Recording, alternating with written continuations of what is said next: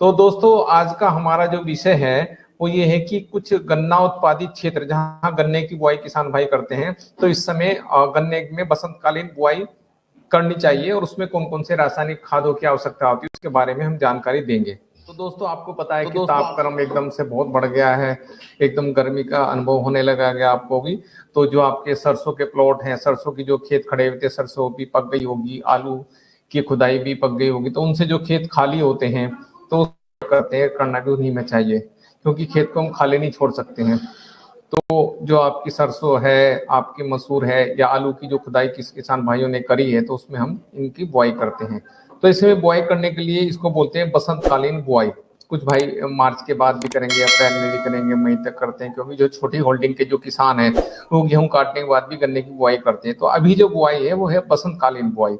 तो इसमें मैं थोड़ा सा ये बताना चाहूंगा, किसान भाई पूछते रहते हैं बीएलई भाई साहब कौन सा खाद डालें, कितनी मात्रा में डालें जिससे हमारी अच्छी पैदावार हो, अगर ये खाद नहीं मिलता तो दूसरा कितना डालें, अगर दूसरा नहीं मिलता तो तीसरा कितना डालें, तीसरा भी अगर नहीं मिलता तो चौथा कौन सा खाद डालें।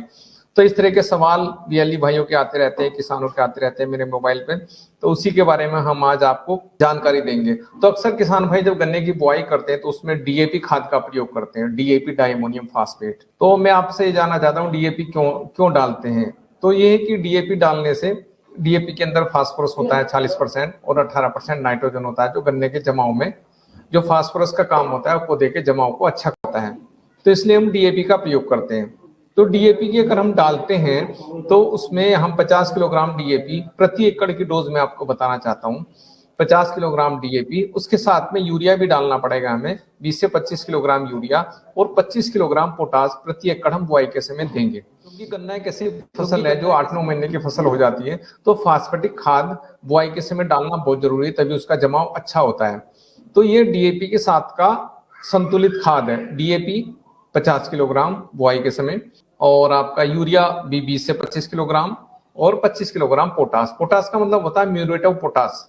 पोटास आपने देखा होगा मार्केट में आईपीएल कंपनी का आता है, श्रीराम का आता है, कई कई कंपनीज का आता है। तो वो 20 से 25 किलोग्राम प्रति एकड़ बुआई करते समय इन खादों को मिला लेंगे और इसमें डालेंगे। सागरिका एक दानेदार खाद आता है जो इफ्को का ही है, जो हमारे ई बाजार पोर्टल पे मिल जाता है। उसको भी आप 10 किलोग्राम प्रति एकड़ बुआई करते समय डालेंगे, इससे जमाव अच्छा होगा। इससे जो हम डीएपी डालते हैं, जो डीएपी हमारी जमीन के अंदर फिक्स हो जाती है, पौधे तक नहीं पहुंच पाती, तो अगर सागरिका डालेंगे तो पौधे तक वो उचित रूप से पहुंच जाती है। डीएपी फिक्स बहुत होती है, जहां पड़ी रहती है वो पौधे के संपर्क में अगर है तो लेता, नहीं तो वो बेकार हो जाती है।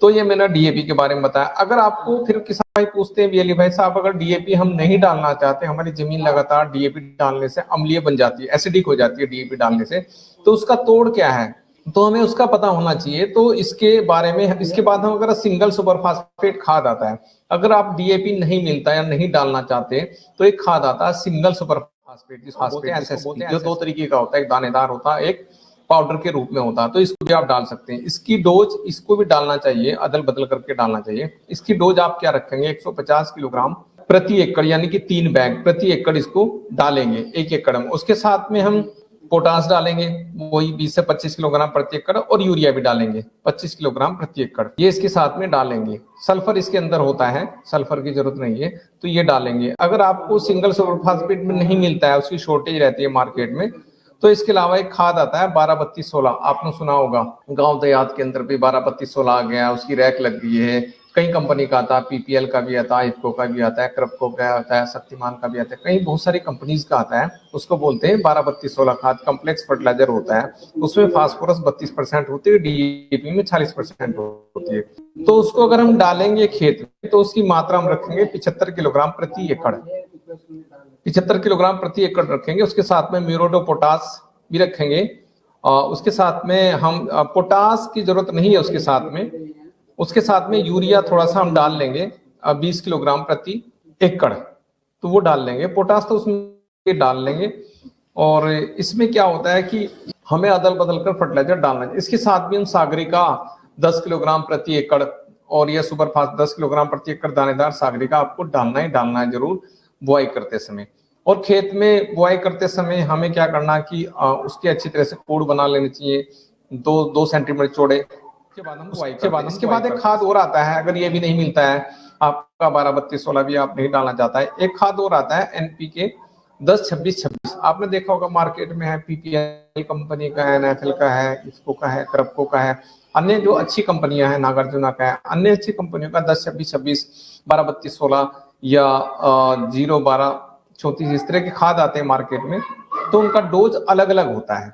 तो 10-26-26 अगर आप डालना चाहते हैं, आपको डीएपी नहीं मिल रहा, सुपर नहीं मिल रहा और आपको 12-32-16 नहीं मिल रहा, तो उसकी डोज आप रखेंगे 100 किलोग्राम प्रति एकड़, ये आप डालेंगे। इससे आपको ना पोटास की जरूरत है डालने की, ना आपको यूरिया की जरूरत है डालने की, दोनों चीज इससे कवर हो जाएंगी। तो 2 बैग यानी कि 50 किलो के 2 बैग 100 किलोग्राम प्रति एकड़ आप बुआई करते समय कूड़ों में डालेंगे। साथ में सागरी का मैंने बताया 10 किलोग्राम प्रति एकड़ इसमें आप बुआई करते समय दानेदार डालेंगे। इसके डालने से वही फायदा होता है, आपको गन्ने का जमा बहुत होता है। गन्ना हमारी 9 से 10 महीने की फसल होती है, उसमें जो फास्फेटिक फर्टिलाइजर था हम लोग एक बार डाल देते हैं, उसके बाद वो चलता रहता है, उस बाद हम किसान भाई नहीं डालते हैं, तो इस बार उसमें डालना बहुत आवश्यक होता है। तो खादों के बारे में काफी हमारे वीएलई भाई कंफ्यूज रहते हैं कि साहब हर लगातार डीएपी डालते हैं। डीएपी डालने से क्या होता है, ठीक है डीएपी में मानता हूँ कि अच्छा प्रोडक्ट है, उसके बगैर काम नहीं, लेकिन लगातार डीएपी का जो नेचर होता है, उसकी जो प्रकृति है वो एसिडिक होती है, अम्लीय। हमारी जमीन अम्लीय हो जाती है, पीएच वाला हो जाता है। तो जब अम्लीय हो जाती है तो हमें सल्फर की आवश्यकता होती है, कैल्शियम की आवश्यकता होती है।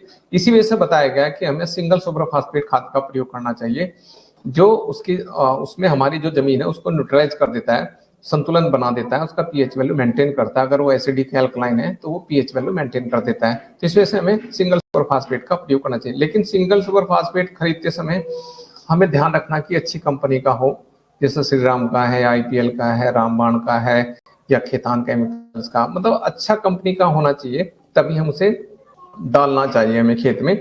और अदल बदल के हमें फर्टिलाइजर डालना चाहिए, क्योंकि उसके डालने से हमारी जमीन की जो उर्वरता शक्ति वो बनी रहती है। नहीं तो हमें मिट्टी टेस्ट कराओ, फिर उसमें पता करो क्या डालना, तो होना चाहिए।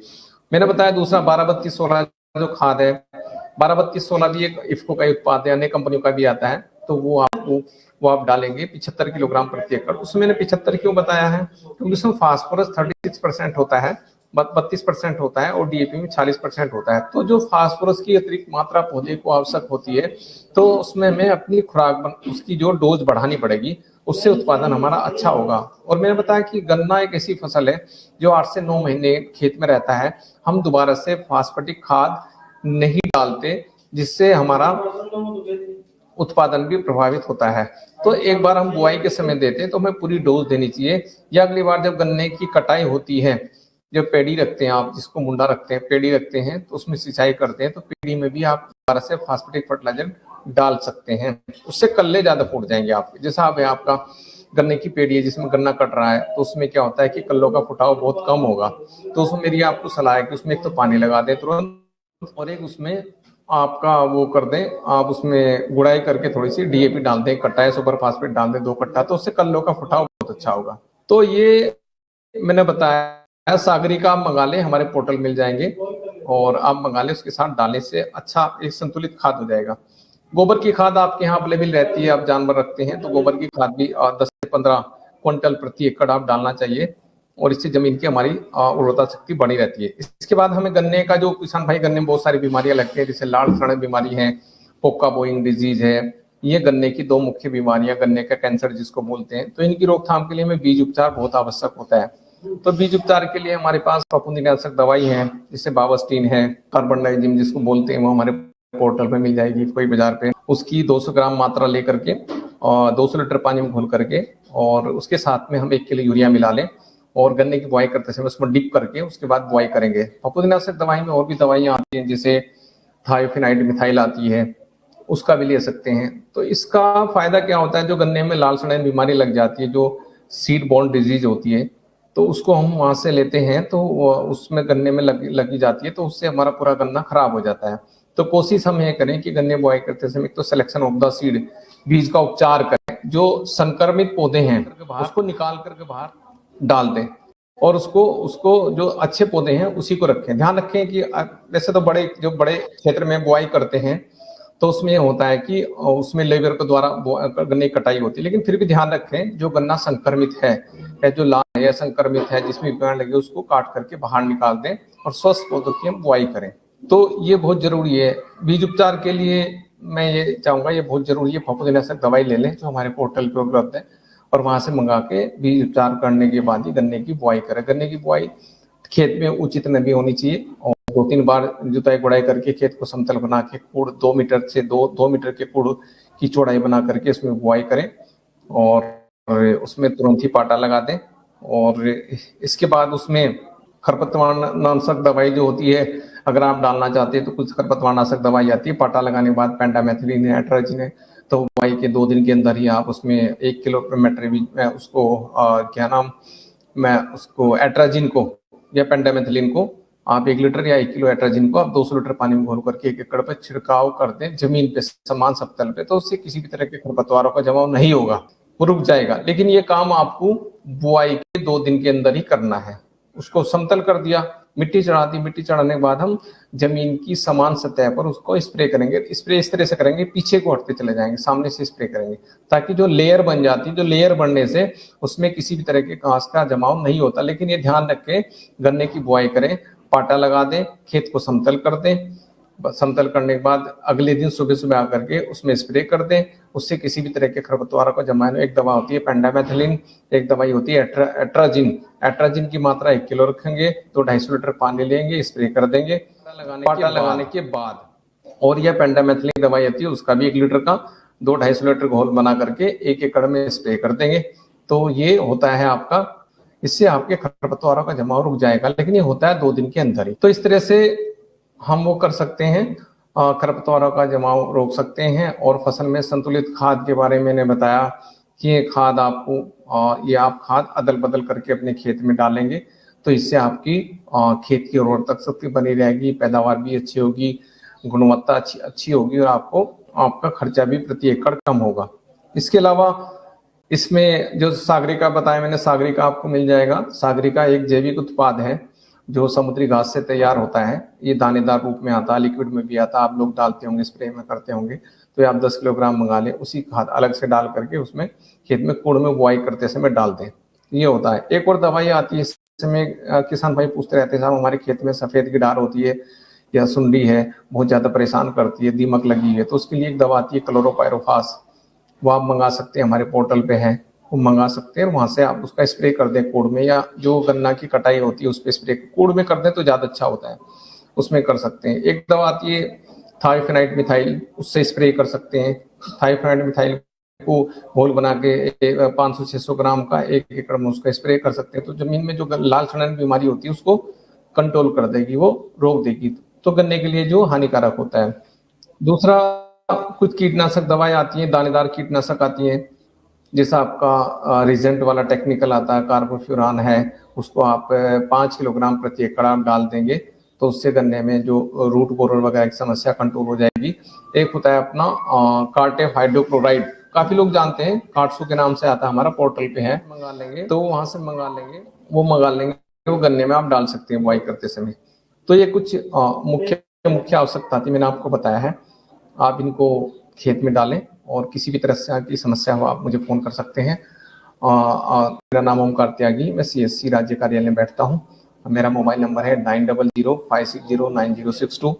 और आप किसी भी तरह की कोई आपके यहाँ किसानों की मीटिंग करनी हो, किसानों की कोई समस्या हो, आप मुझे फ़ोन कर सकते हैं। हम तरह तरह के प्रोग्राम्स भी आपको कराते रहते हैं। और ये आज का ये गन्ने की बुआई इस समय तापक्रम एकदम तुरंत बढ़ गया है, तो किसान भाई को गन्ना की बुआई, जो खेत खाली है तो उसको बो देना चाहिए, क्योंकि जो जल्दी समय बुआई कर देते हैं उसका उत्पादन अच्छा होता है। पौधे में बीमारियां बर्दाश्त करने की क्षमता होती है, डेवलप हो जाते हैं, पौधे की बढ़ोतरी अच्छी होती है, उसमें कम खाद की आवश्यकता होती है। तो जो आपके खेत खाली से आलू हैं या आपके सरसों वाले प्लॉट हैं, उसमें आप जो गन्ना उत्पादित क्षेत्र हैं वहाँ पर आप बुआई कर सकते हैं। इन खादों का प्रयोग करके DAP 12-32-16, सिंगल सुपर फास्फेट या 10-26-26 मैंने इनकी डोज आपको बता दी है, आप मेरे से पूछ सकते हैं। तो आज का मेरा कार्यक्रम यहीं तक था, प्रोग्राम कृषि दर्शन का। आप